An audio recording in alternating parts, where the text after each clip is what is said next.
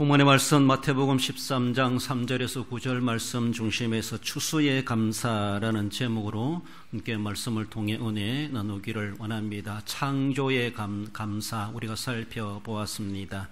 그래서 창조하신 우리 하나님의 귀하신 은혜를 우리는 생각하며 그 가운데 살아가고 있음이 감사하고, 속량의 감사, 우리를 하나님의 백성으로 삼으시고 우리를 죄 가운데서 구원해 주시는, 제사함해 주시는 구속하신 속량하신 하나님의 은혜를 우리는 기반으로 하며 더욱더 하나님 앞에 남다르게 감사하는 자, 성도가 되어 있음이 얼마나 감사한지 모릅니다.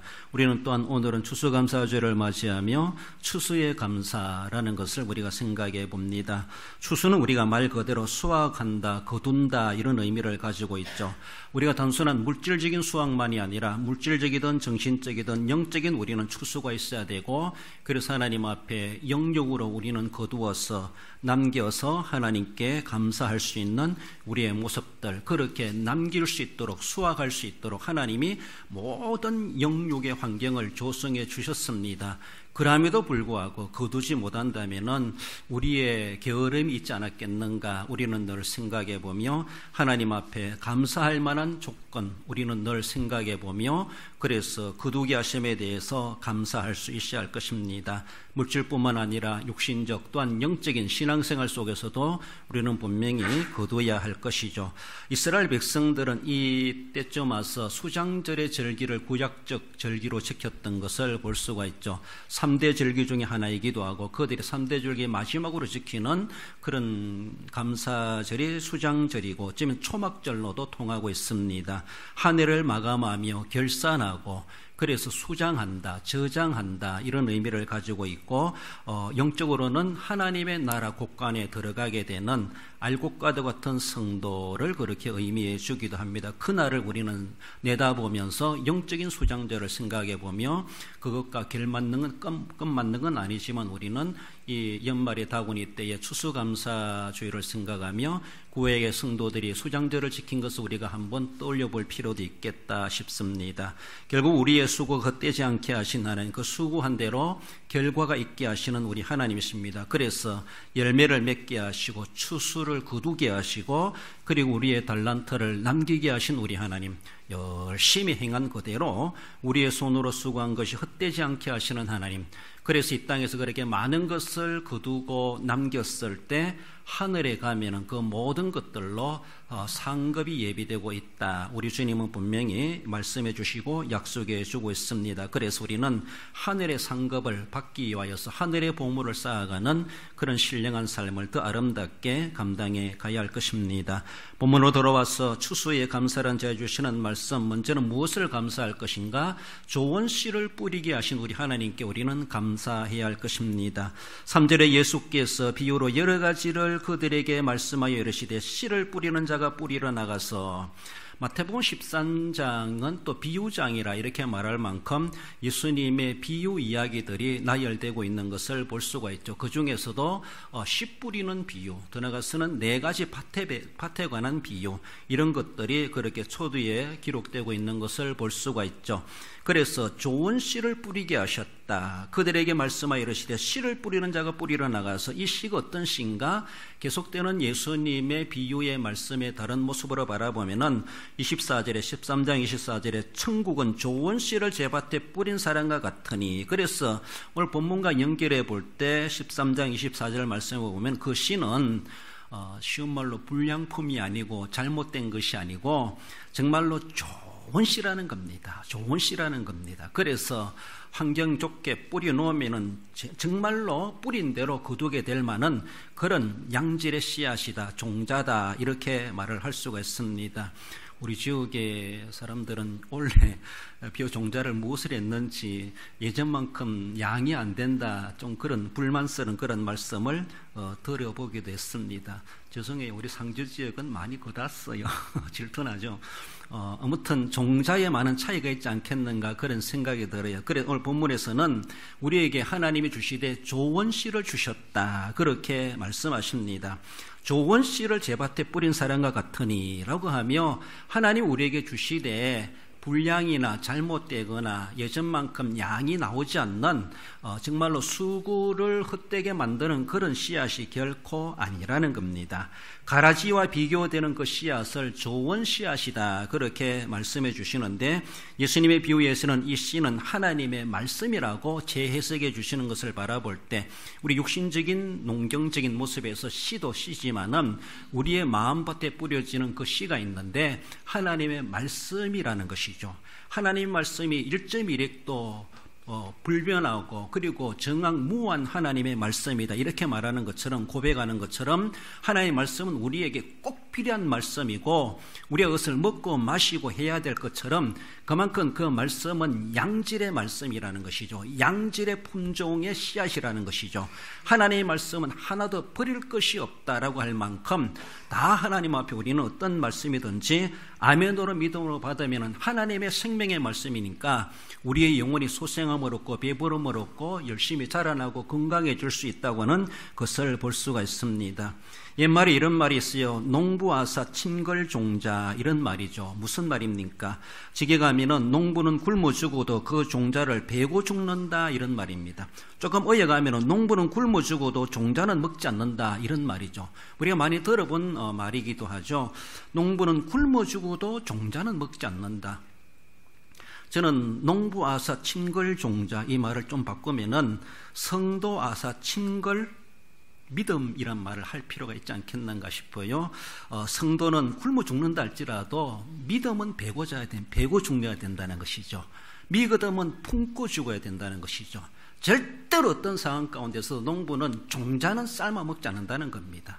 그렇습니다. 죽을지언정 그것을 베고 죽는다 이렇게 말할 만큼 우리 성도들은 어떤 고난과 환난과 핍박이 있다 할지라도 굶어 죽는 한이 있다 할지라도 믿음 팔아버리면 안 된다는 것이죠. 믿음은 가지고 죽어야 된다 이렇게도 말을 할 수가 있습니다.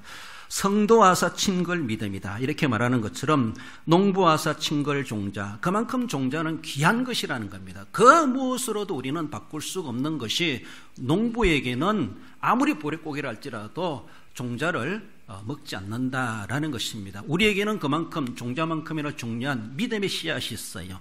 이 믿음을 우리가 너무나도 귀중히 얘기해야 되죠. 믿음은 내가 만들어낸 믿음이 아니라 하나님 주신 선물입니다.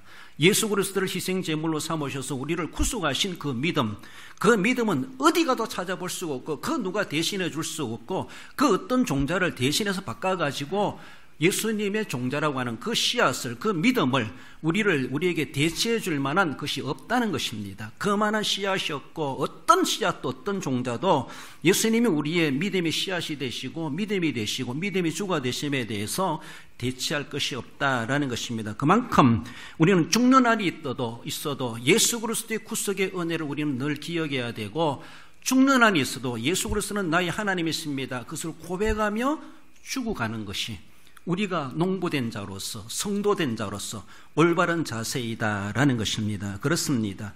종자가 없어지면은 멸종된다 이렇게 말하죠. 지구상의 생물의 종류가 34억이 된대요.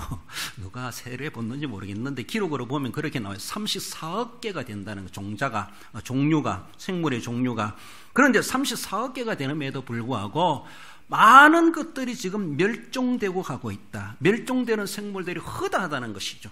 우리 아이들이 생각하는 공룡이 없어졌다 이렇게 말하는 것처럼 그렇습니다. 물론 자연환경 생태가 변화되니까 있었던 종들이 씨가 말려지고 그래서 결국은 번식하지 못하고 사라져버리는 그런 종류들이 많다 그렇게 말합니다. 우리 사람도 마찬가지예요.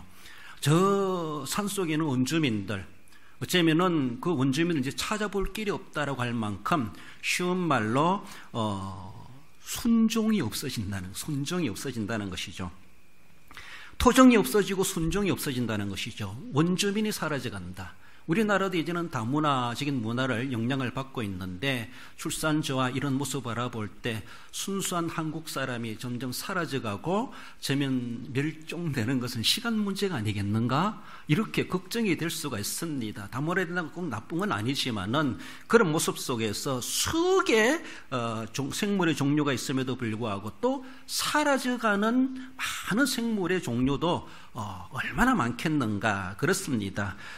종자가 없어지면 멸종된다는 것을 우리는 보고 있습니다. 그래서 오늘의 시대와 상황 가운데 우리가 그것을 지켜내지 못하면 결국 그것은 멸종되어지고 다시는 복구할 수 없는 옛날에 있었던 하나의 종류로 끝나버린다라는 겁니다.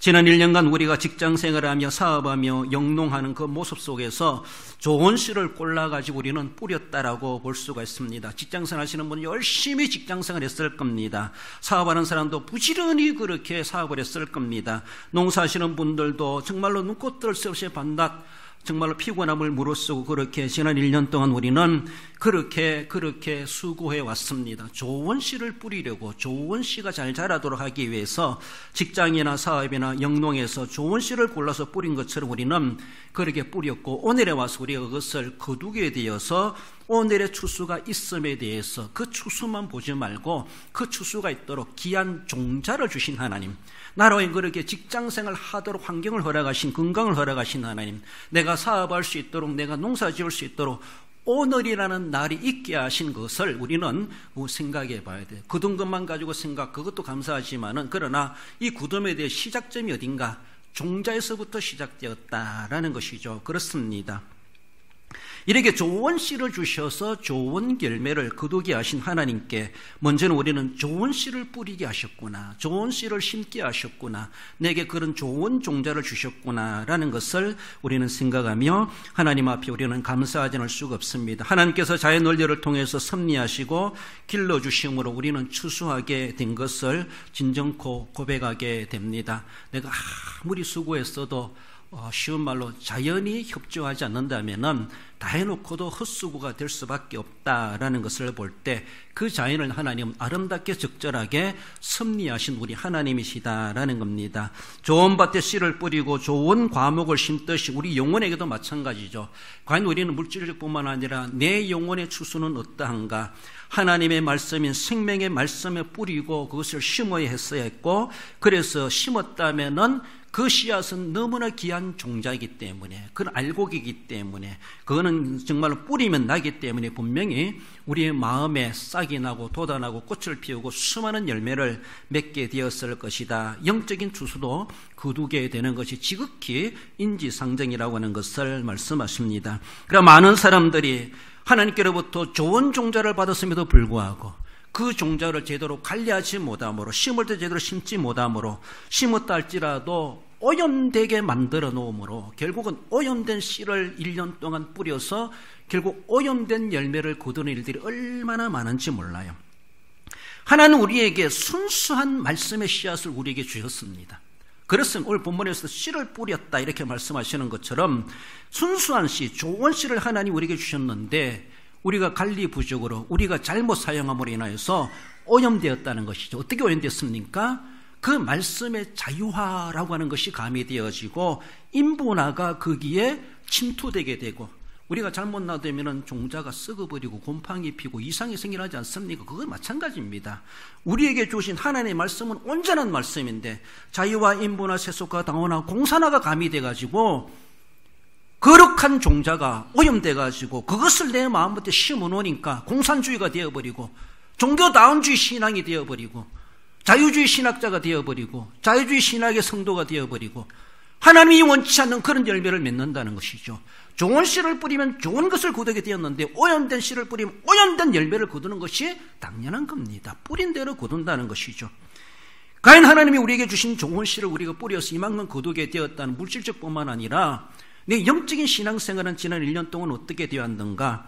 하나님이 원치 않는 것을 지금 내가 거둔 것을 보면서 이만큼 거둔네라고 하며 교만해하고 있는 것은 아닌가? 내 모습이 잘못되게 지금 오염되게 열매 맺고 있으면서 저 정말로 수매장에 가면은 더 외품이 될 만한, 하나님께서 감시원이 돼가지고 찔러봐가지고 볼 때에 이거 천국 국간에 들어갈 만한 곡식이 될 수 있겠는가? 오염된 것 절대로 하나님은 용납하지 않으신다는 것이죠. 하나님의 말씀, 순수한 말씀, 오염되지 않는 말씀 그대로 주신 대로 우리 마음밭에 뿌려져서 그것이 싹이 나고 열매를 맺은 그 결과를 주님은 감시하신다는 것이죠. 그래서 금시해가지고 우리에게 어떤 특등품이다 이렇게 말씀하실 만큼 그런 열매가 우리의 마음속에는 있는가 우리는 생각해 가야 할 것입니다. 마음에 심은 대로 거두게 되는데 오염된 열매를 종자를 심었다면 결국은 오염된 열매를 거둘 수밖에 없다라는 것입니다. 마태복음 13장 23절에 말씀을 듣고 깨닫는 자니 결실하여 이렇게 30배, 60배, 100배, 100배, 60배, 30배를 거두었느니라. 말씀을 듣고 깨닫는 자니 그 말씀은 우리를 깨닫게 해주십니다. 그 말씀을 들으니까 예수님의 십자가에 눈물이 날 수밖에 없고 그 부활에 감격을 가질 수밖에 없고 어떤 고난과 어려움과 풍파가 있다 할지라도 주님의 십자가와 부활을 생각하면은 모든 것을 극복해낼 수 있고 이겨낼 수 있는 그래서 깨달음이 있습니다. 깨달은 자는 깨달은 대로 행동하게 되어져 있어요. 그 행함을 보면서 깨달음의 믿음을 우리가 증명할 수 있다는 것이죠. 그래서 깨달았을 때 결실하게 되었다는 것이죠. 그래서 30배든 60배든 100배든 아무튼 결실하여서 이만큼 내가 남겼나이다. 우리 하나님 앞에 들을 수 있습니다. 그렇게 거둘 수 있도록 하나님께서는 좋은 씨를 주셨습니다. 하나님 지난 한 해 동안 내게 이렇게 영적으로 육적으로 좋은 씨를 주셔서 감사합니다. 이것이 우리의 추수감사의 기본이다라는 겁니다. 나아가서 추수의 감사는 악조건을 극복하게 하심에 대해서 감사하게 됩니다. 본문에 나오는 악조건이 어떤 말로 표현하고 있습니까? 길가, 새들, 5절 6절에는 흙이 얕다, 돌밭이다, 햇빛이 나서 싹이 말랐다, 마르게 하는 겁니다. 햇빛이 우리에게 유익하기도 하지만 얕은 데는 말라 타버리게 만듭니다. 그렇지 않아요? 7절에서는 가시떨기가 있다는 것이 기운을 막는 것이 있어요. 세상에. 그렇습니다. 13장 25절 26절에 가면 원수가 있어요. 가만히 와서 가라지를 뿌린대요. 더 뿌린대요. 가라지가 있어요. 그렇습니다. 이런 것들이 우리의 알곡을 자라나게 하는 데 대해서 곡식이 자라나게 하는 데 대해서 악조건들입니다. 악조건을 극복해 가면서도 이렇게 수십 배의 열매를 거두게 된다. 쉽지 않은 것입니다. 그렇습니다. 지난 한 해 동안에 우리는 농사 지으면서 직장생활 하시면서 악조건이 무엇이었습니까? 지난 한 해를 돌아보니까 내가 참 어려움도 있었고 사건 사고도 많았고 참 힘든 것도 있었고 건강이 악화되는 것도 있었는데 그래도 이만큼이라도 거두게 하셨구나, 직장생활 하셨구나, 사업하게 하셨구나, 이만큼이라도 추수하게 하셨구나. 그렇습니다. 병충해도 있을 수가 있고 기근과 홍수와 태풍과 기상이변이 있고 또 어쩌면은 도둑대가 있을 수가 있고 사건 사고가 있고 내 건강이 허락하지 못하여서 제대로 몸으로 수고할 수 없는 그런 형편 가운데 놓여져 있는 기타 등등의 각자가 가지고 있는 여러 가지 악조건이 많았을 겁니다. 이 세상이다 보니까 그 악조건을 완전히 없어지게 할 수가 없습니다. 하나님 이 악조건 다 사라지게 해주세요. 사라지게 하는 것보다 차라리 하나님 나를 천국 데려가 주세요. 이게 하나님 더 쉬울 겁니다. 천국 가면 이런 악조건이 없어요. 그래서 세상은 죄악된 세상이기 때문에 원치 않아도 병충해가 있어요. 기근이 있고 홍수가 있고 태풍이 있습니다. 기상이변이 있습니다. 도적대가 난무할 수 있습니다. 내 것을 빼앗아가려고 하는 사람이 많아요. 계산을 속이기도 합니다. 원치 않은 사건 사고에 휘말리기도 하고 모든 것이 조건이 좋다 할지라도 내 건강의 조건이 안 되어서 또 못할 수가 있어요. 그렇지 않아요? 중도, 하차 될 수가 있는 것이죠. 이런 것들이 우리에게 늘 도사리고 있고 세상 떠나는 그날까지 이런 악조건은 늘 우리 주변에 엄습해 있습니다. 잘못하면 우리는 실족할 수가 있고 거기에 미혹될 수가 있고 잘못하면은 살충제 친다는 것이 제초제를 쳐버려가지고 문제가 생겨나지 않습니까? 판단 미스, 잘못하는 것이죠. 우리의 무지의 소치입니다. 그럴 수가 있습니다. 우리 신앙생활도 마찬가지예요. 세상에 어떤 자연재해 이런 것, 태풍, 기상, 이변 있는 것처럼 영적인 삶에서도 우리의 많은 악조건들이 신앙생활 안에 있는지 몰라요. 그렇지 않습니까? 그것을 위해서 우리가 막 싸우기도 하지 않습니까? 12.7 그것도 우리가 하나 행동 중에 하나 아닙니까? 그럼에도 불구하고 하나님 우리에게 그 악조건 중에서도 이만큼 거두게 하셨다. 그 악조건 있었구나. 그런 가운데서도 이렇게 극복하게 하셨구나. 그 악조건 때문에 정말로 많은 상처가 있고 후유증이 있고 트라우마가 있고 아직까지도 거기에서 헤어나지 못하는 이들도 없잖아 있을 수 있겠지만은 점점 나아가게 하시고 결국은 하나님의 백성들을 회복해 하시는 우리 하나님이시다라는 것을 내다보며 오늘 악조건 속에 아직도 남아있다 할지라도 우리는 소망을 가져야 됩니다. 시편 104편 27절에 보면은 이것들을 다 주께서 때를 따라 먹을 것을 주시기를 바라나이다. 이런 악조건 가운데서도 때를 따라 먹을 것을 주시기를 바라나이다. 우리가 바랄 수 있는 것은 하나님밖에 없어요. 그 모든 악조건을 초월하여 다스리실 수 있는 분은 오직 하나님이십니다. 그래서 우리 생명 유지를 위해서 먹을 것을 그런 악조건 가운데서도 거둘 것이 있게 하시는 우리 하나님, 먹을 것이 있게 하시는 우리 하나님, 그 하나님을 내가 바라나이다 라는 것이죠. 시편 136편 25절에서도 모든 육체에게 먹을 것을 주신 이에게 감사하라. 모든 육체에게 먹을 것을 주신 이에게 감사하라.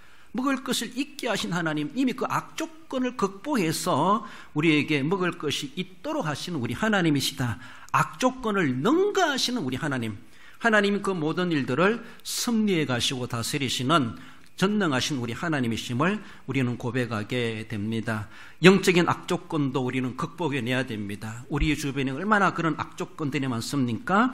베드로는 그렇게 말합니다. 베드로전서 5장 8절에 대적마귀가 우는 사자같이 두루다니며 삼킬 자를 찾나니, 대적마귀가 있대요.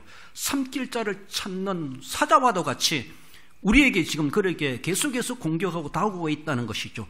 우리 육신이 아니라 우리 영혼을 앗아가려고, 우리의 믿음을 앗아가려고, 우리로 하여금 구원을 해방하는 그런 방해 놓는 이런 마귀가 우는 사자와 같이 이런 악조건들이 우리 주변에 있다는 것이죠. 늘 우리는 경계하지 않으면은, 긴장하지 않으면은, 깨어있지 않으면은 정말로 마귀의 밥이 되는 것은 쉽게 이루어질 수가 있다라는 것입니다.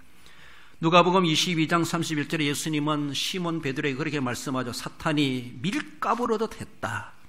밀가부르듯 너를 날려버리려고 마귀가 그렇게 기지를 하는 것처럼 그렇게 한다라는 것이죠. 그렇게 사도 베드로, 즉 베드로, 예수님의 제자들을 무너뜨리려고 하는 사탄이 늘 그렇게 공격 오는 것을 주님이 보고 있었다는 것이죠. 그래서 막아주셨다는 것입니다. 우리에게 있는 여러 가지 악조건들이 뭡니까? 사도 바울은 로마서를 통해서 8장 35절에 보면은 환난이 있고 공고나 박해나 기근이나 적신이나 위험이나 칼이라, 높음이나 깊음이나 세상의 어떤 피조물들, 모든 것들이 우리 악조건들입니다. 환난이 있다고 해서, 곤고가 있다고 해서, 박해가 있다고 해서, 기근에는 적신이 있다고 해서, 핍박이 있다고 해서, 칼이 있다고 해서, 위험이 있다고 해서 우리의 믿음을 삶아먹을 것인가? 아니라는 것이죠.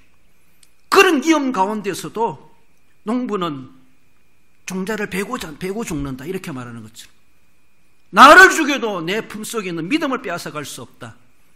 어떤 환난이나 공고나 박해나 기근이나 적신이나 위험이나 칼이랴 하나님의 사랑에서 끊을 수 없느니라, 그렇게 말해주는 것처럼 우리는 그런 담대함을 가지고 늘 그것을 선포해가면서 악조건을 오늘까지 극복하게 하신 하나님 앞에 우리는 감사하며, 하나님이여 앞으로도 내 힘으로 내가 당해낼 수 없습니다. 하나님이여 도와주시옵소서. 성령이여 내게 권능을 주시옵소서.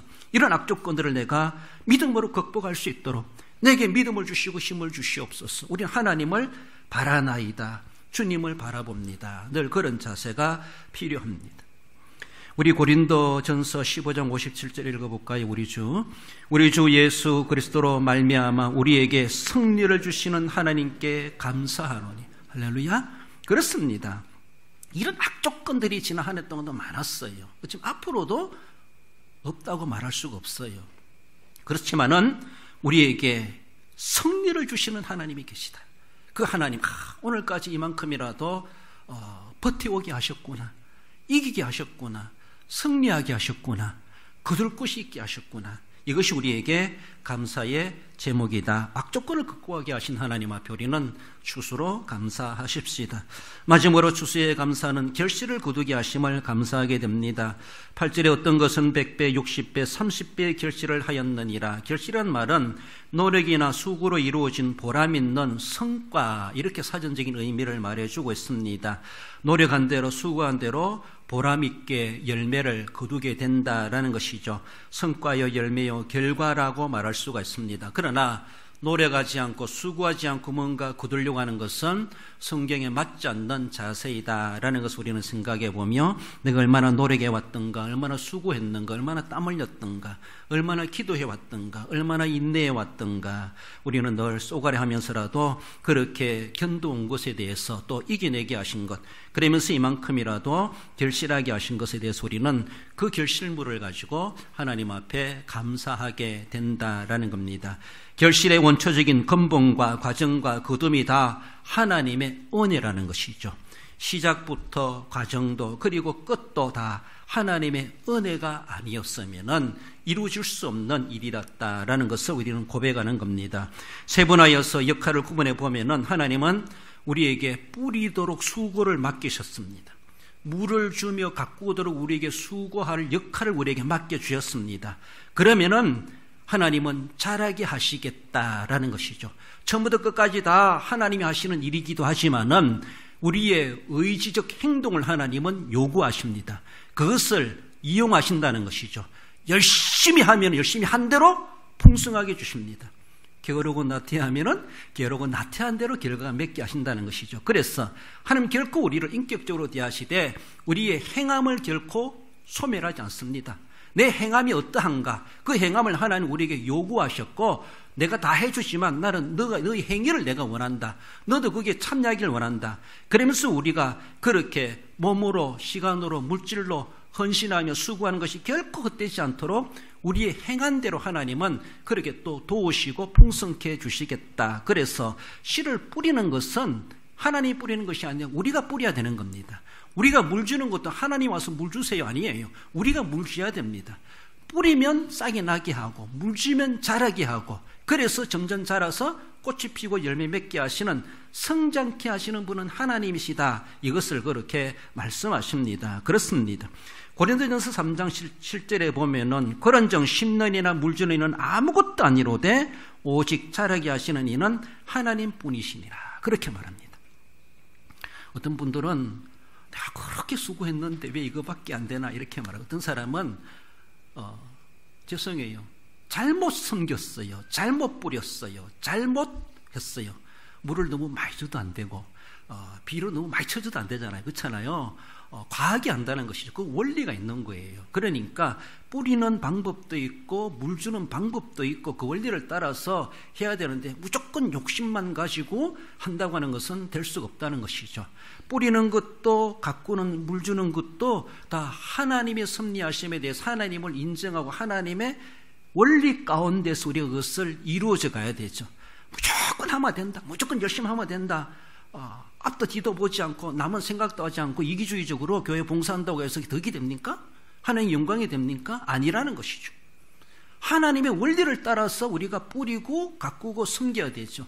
나 그렇게 충성했는데 하나님 이것밖에 복을 안 주네. 그렇게 누가 하라 그랬어? 그렇게 하더라도 하나님의 원리와 방법과 말씀과 교회법을 따라서 섬겨가야 되지. 자기 욕심 따라서 자기 방식 따라서 자기 소견대로 무조건 한다고 해야 되는 게 아니라는 것이죠. 그렇습니다. 그러므로 오늘 본문에서도 사도 바울은 심는 이나 물 주는 이는 사실 비교적으로 볼 때 아무것도 아닐 수가 있다는 것이죠. 하나님이 자라게 하셨으니까 그런 악조건 가운데서도 우리가 물 잘못 줬어도 우리가 조금 잘못되게 뿌렸다 할지라도 결과적인 모습에서 이렇게 거두게 하신 것은 자라게 하시는 하나님의 은혜로다. 이것을 결론적으로 말해준다는 겁니다.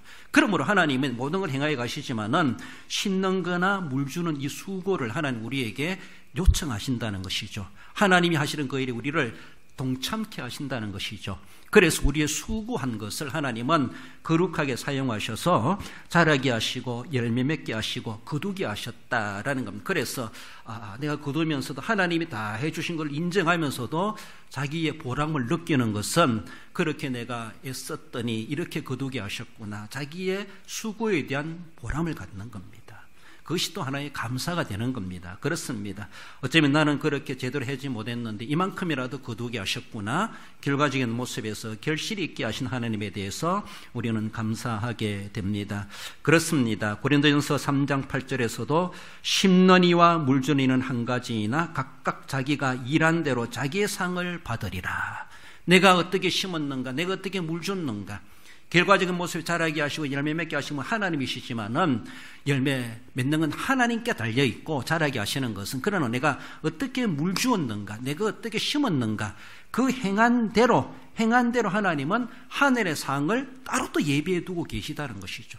세상에서 거두는 열매 그것만이 아니라 하늘의 상급도 내가 심는 행동, 내가 물 주는 행동, 그 섬김 행동에 대해서 낱낱이 하나님 다 기억해 주시고 하늘의 상급으로 보상해 주시겠다. 그것을 분명히 말씀하십니다. 그렇습니다. 오직 자라게 하시는 분은 하나님이시다. 하나님, 내 믿음, 내 영혼 이만큼이라도 건강하게 자라게 하심을 감사드립니다. 예수 그리스도의 구속의 터 위에 세워진 내 믿음이 거기에서 그저 사그라지지 아니하고 햇빛에 타서 말라 죽는 그런 씨앗이 되지 아니하고 나력은 이만큼이라도 믿음의 사람으로 세워지게 하시고 쓰여주시고 하나님의 나라를 위해서 섬길 수 있게 하시고 이만큼이라도 영적으로 거두게 하시니 감사드립니다. 그렇습니다. 그 구속하신 은혜를 늘 근간으로 해서 오늘까지 내가 믿음이 변질되지 아니하고 이만큼이라도 자라게 하시고 성장케 하시고 더 큰 열매를 바라보게 하시니 감사합니다. 그런 마음 가지고 우리는 주님 앞에 섬겨가며 하늘의 상을 소망하기에 부끄럽지 않은 우리의 모습들이 되어야 할 것입니다. 우리 마태복음 25장 21절 읽어봅시다. 그 주인이 이르되 잘하였도다 착하고 충성된 종아, 내가 적은 일에 충성하였음에 내가 많은 것을 내게 맡기리니 내 주인의 즐거움에 참여할지어다. 할렐루야. 그렇습니다. 우리가 추수감사주의를 지내면서 우리의 육신적뿐만 아니라 물질적뿐만 아니라 영적인 모습에서도 주님 나라 국간에 들어갈 뿐만 아니라 거기 가서도 잘하였도다 충성된 종아, 너가 심는 거 뿌리는 거 내가 다 안다. 내가 그렇게 가뭄을 물어쓰면서 물 주는 거 내가 다 보았다. 그런 열악한 환경 가운데서도 손발 부르터가며 봉사하는 거 내가 다 보았다. 내가 맡겨진 직분과 사명과 달란트를 감당하기 위해서 노심초사하며 그렇게 애를 쓴 거 내가 다 안다. 다 안다. 그러면서 잘하였도다 충성된 종아. 마지막 우리가 들을 수 있는 최고의 위로의 말씀이 아니겠는가. 이것을 우리가 다 들을 수 있는 자로서 우리 하나님께 우리는 소망하며 주님 부르시는 그날까지 영적인 추수를 완료하는 그날까지 우리의 사명을 신실하게 믿음의 사람으로 감당해 가야 할 것입니다. 말씀을 맺습니다. 우리 성도 여러분, 영육의 뿌리를 좋은 씨를 주신 우리 하나님 앞에 우리는 감사하십시다. 영적이든 물질적이든 좋은 종자를 우리에게 주셨다. 생명의 하나님의 말씀을 주셔서 오늘도 영적으로 거두게 하신 것을 우리는 감사하십시다. 악조건을 극복하면서 영육으로 거두게 하신 우리 하나님을 우리는 인정하며 감사하십시다. 영육의 수고가 헛되지 않도록 오늘까지 이만큼이라도 영적으로 물질적으로 육신적으로 결실 있게 하신 하나님께 감사하십시다. 영육으로 추수하여서 영육으로 저장케 하신 하나님, 세상뿐만 아니라 우리를 하여금 하나님 나라 국간에 들어가게 하신 그 은혜를 우리는 늘 생각하며 진정코 감사함으로 주님 앞에 더욱더 영광 돌리시고 감사한 자에게 베풀어 주시는 놀라우신 은혜를 받기에 합당한, 또한 천국의 상급을 소망하기에 합당한 우리 모든 성도 여러분들 되시기를 주님의 이름으로 축원드립니다.